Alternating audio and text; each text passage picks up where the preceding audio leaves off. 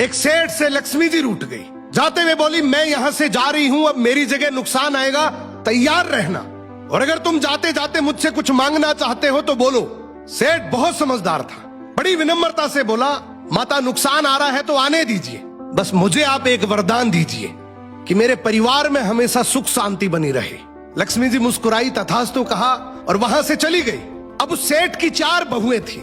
कुछ दिनों बाद सबसे छोटी बहू खिचड़ी बना रही थी। उसने खिचड़ी में नमक डाला और अपने काम में व्यस्त हो गई।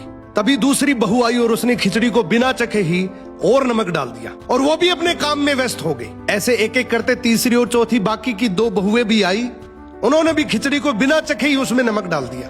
अब रात को सबसे पहले सेठ खाना खाने बैठा। जैसे ही उसने खिचड़ी का 1 चम्मच लिया, उसे महसूस हो गया कि इसमें बहुत ज्यादा नमक है, और सेठ जी तुरंत समझ गए कि नुकसान आ चुका है। किसी से कुछ नहीं कहा, चुपचाप खिचड़ी खाई और चला गया।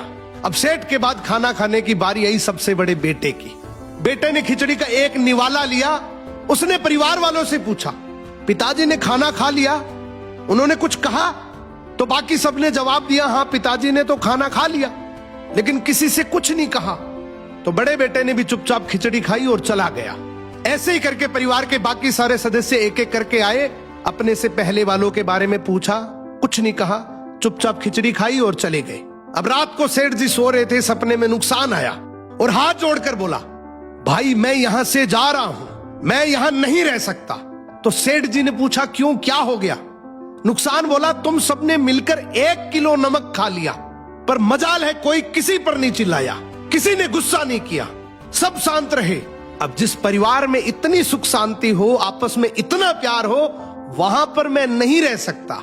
निष्कर्ष कि जिंदगी है तो उतार चढ़ाव, दुख सुख, फायदा नुकसान सब चलता रहेगा, लेकिन जिस परिवार में आपस में लोगों में प्यार है, सुख शांति है, छोटे में आदर, बड़े में बड़प्पन है, उस परिवार का कोई नुकसान, कोई आपदा कुछ नहीं बिगाड़ सकती।